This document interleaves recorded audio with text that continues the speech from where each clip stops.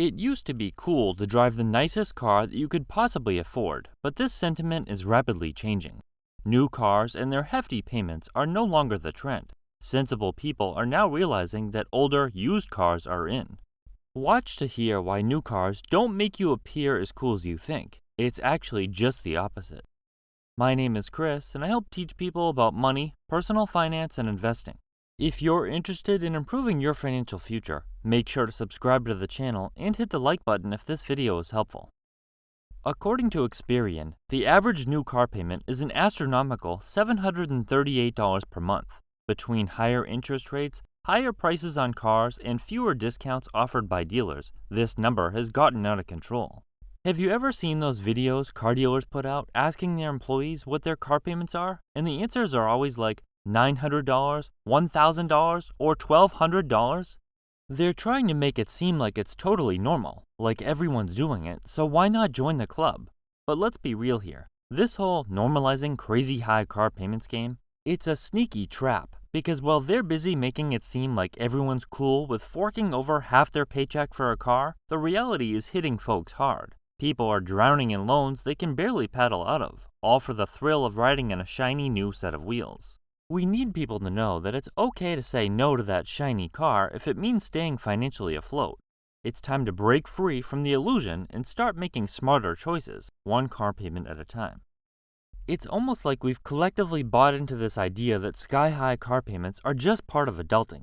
You hear it all the time. Oh, $700 a month for a car? That's just the average these days. Or, well, cars are expensive now, what can you do? Prices have gone up. There's no denying that, but it's not just the price tag that's ballooning. It's the expectation of what a car should come with. Suddenly, it's no longer enough to have a reliable ride to get you from point A to point B. Now, everyone's clamoring for the whole shebang. Panoramic moonroofs, heated steering wheels, remote start, large wheels, leather seats, you name it. It's like we've convinced ourselves that we need all these bells and whistles to survive the commute and look good. As a result, many people spend one entire paycheck each month just for their car.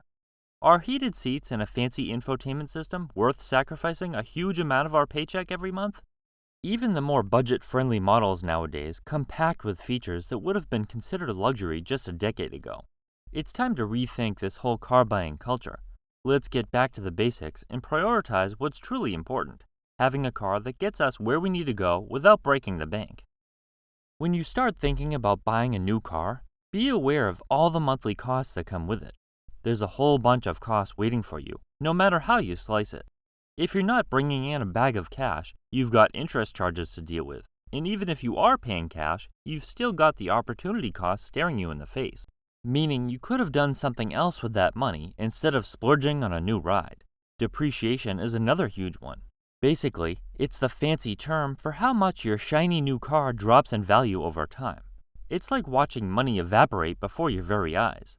It's very possible your new car could lose half of its value in just 3 short years. With the average new car price of about $48,000, it could easily turn into a $24,000 hunk of metal, and that's its actual value. If you go to trade it in, you'll probably only get $20,000 for it.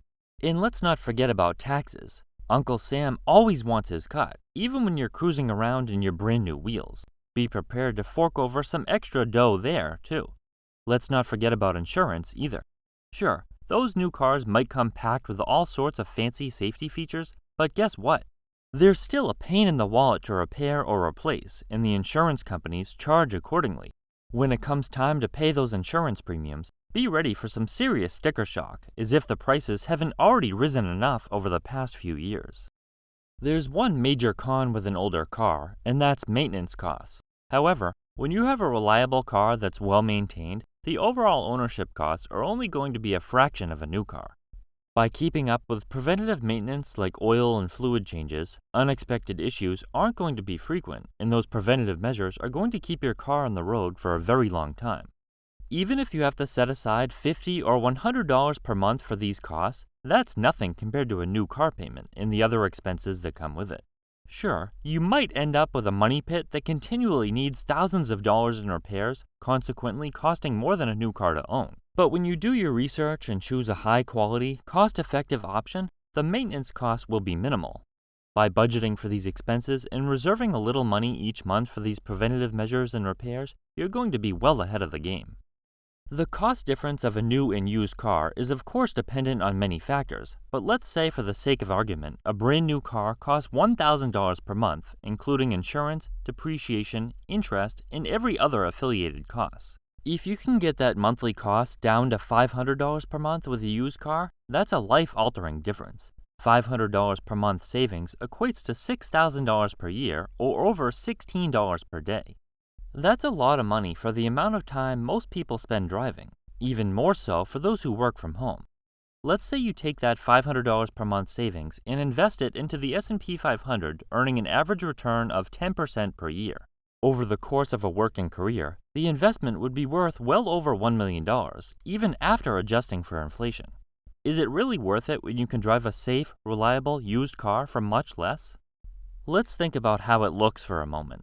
Is driving a car that eats up $1,000 or more of your monthly budget really a good look?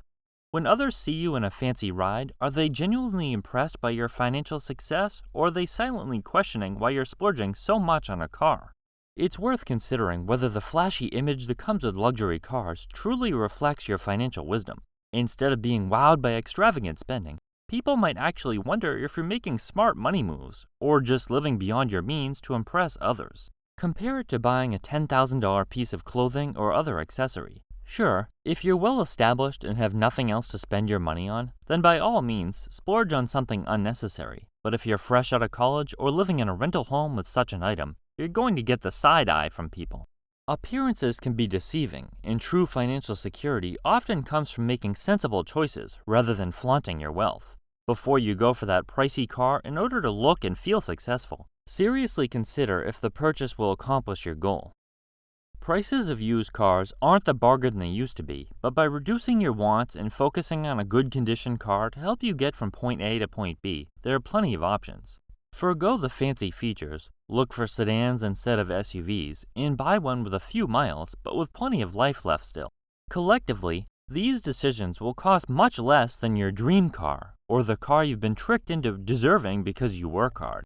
By keeping your vehicle clean and in good condition, the age of your car often goes unnoticed by most people. They probably wouldn't even realize its age, mistaking it for a new one, subsequently allowing you to enjoy the benefits of both savings and a well-maintained vehicle. Just like spending $10,000 on a nice piece of clothing, there's nothing wrong with buying a nice car if you can afford it. Unfortunately, most people buying new cars can't afford it, and they completely fail to realize the full cost of ownership. The ability to make the monthly payment doesn't mean it's affordable. In order to maximize enjoyment and cost, you need to strike the right balance of reliability, maintenance, and the price of the car. When you make smart choices regarding your transportation costs, you can minimize the second largest expense for most people and maximize your ability to build wealth.